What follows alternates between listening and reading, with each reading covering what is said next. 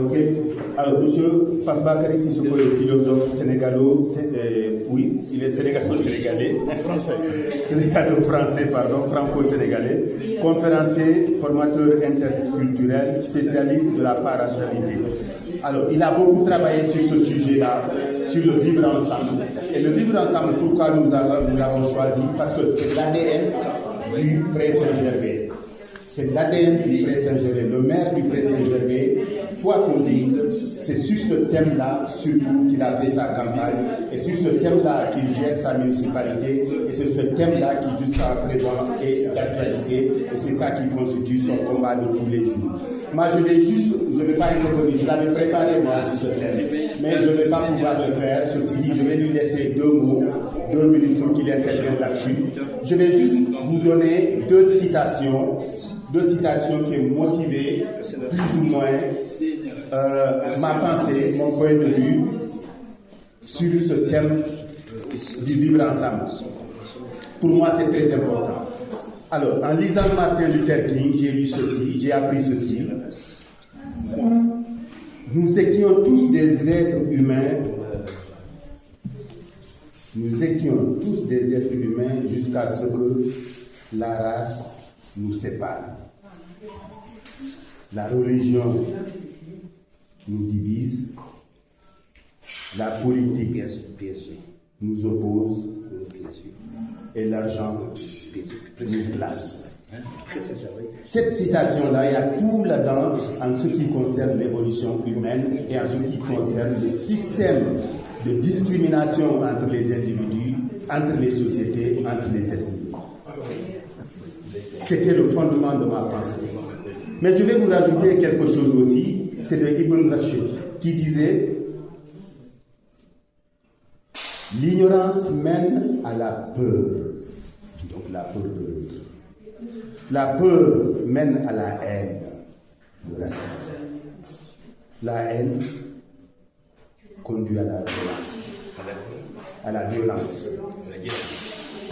Donc vous voyez, moi ces 2 citations-là étaient plus ou moins le centre de gravité de ma pensée d'aujourd'hui. Mais comme on n'a pas le temps de parler du vivre ensemble, je voudrais juste vous dire une seule chose, c'est qu'ici au Pré Saint-Gervais, c'est notre ADN.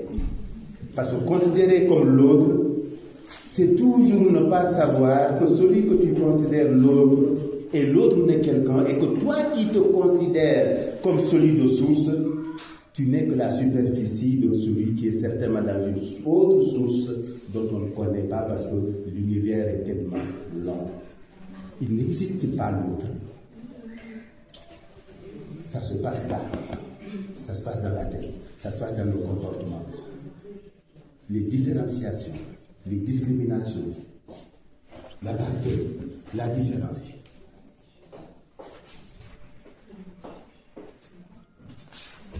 Personne ne sait les définir. Mais on nous dit, nous, d'origine africaine, qu'il faut qu'on passe de l'intégration à l'assimilation pour être de bons Français. L'utopie de la situation, c'est que ceux qui nous disent ça, en disant ça, ils démontrent scientifiquement qu'ils viennent d'ailleurs. Vous voyez le problème ici. Regardez à la télé tous les gens qui ont le discours sur l'intégration et l'assimilation. Regardez d'où ils viennent. Leur source, Maroc, Tunisie, Algérie, ainsi de suite, ainsi de suite. Ils viennent tous d'ailleurs, mais ce sont les plus arrogants vis-à-vis des immigrés. Ce sont les plus arrogants vis-à-vis des immigrés. C'est eux qui nous demandent de nous assimiler. Mais nous assimiler à quoi? C'est quoi la référence en fait? Le morceau de bois qui fait 100 ans dans un condo ne deviendra jamais un coco. Eh non, on ne peut pas s'assimiler. Essayons de nous intégrer, mais on va s'intégrer aussi individuellement. On ne peut pas s'intégrer collectivement en même temps, parce que nous sommes tellement pluriels en venant des autres horizons. Moi qui viens du Sénégal, je ne suis pas le même de celui qui est du Sine Saloum. Celui qui est du Sine Saloum n'est pas le même de celui qui vient de Tamba. Donc vous voyez, la pluralité de nos origines produit justement une appartenance. Cette appartenance-là, nous allons la revendiquer. Et si nous refusons de la revendiquer, c'est elle qui va nous revendiquer. Parce que si je me présente quelque part, attendez, je vais vous donner juste un exemple et puis je vous donne le micro. Un ami, quand je faisais mes études à Lyon, m'a demandé d'aller lui chercher des formulaires pour passer au concours au rectorat. À ce moment, Internet n'était pas très développé. Je trouve deux dames à l'accueil. Je dis, je suis venu chercher les formulaires pour préparer un concours. Quel concours? Je donne le concours. Ah, la dame qui m'a appris m'a dit tout de suite, non monsieur, ce concours est ouvert aux Français. Ce concours est ouvert aux Français. Ça veut dire quoi? Dans son subconscient et dans sa façon d'interpréter ce que c'est en français, je ne l'étais pas, alors qu'à ce moment-là, j'avais la nationalité française. Voilà. Voilà ce que je suis. Ce que je suis, je le serai parce que je l'ai été. Et si je veux m'en débarrasser, je ne serai pas ce que je voudrais être après, parce que c'est pour cette raison que les autres me considèrent encore toujours comme d'autres. Soyez ce que vous êtes en vous intégrant, vous ne pouvez jamais vous assimiler, mais vivons ensemble pour ce que nous sommes, en prenant ce qu'il y a de bien chez les autres, et peut-être en mettant de côté ce qui gêne les autres. C'est aussi simple que ça. C'est ça le vivre ensemble. Merci beaucoup. Rapidement, ça va être très très rapide. Socrate disait que l'ignorance est mère de tous les vices. Il y a ce qu'on appelle les identités multiples. Le vivre ensemble, j'ai une théorie, je suis philosophe, qui est toute simple. Elle est axée sur la parentalité.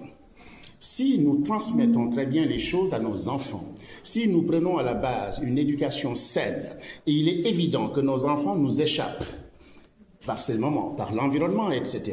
Mais si nous essayons de transmettre et d'accompagner sérieusement nos enfants, potentiellement, à 80%, ils seront bons.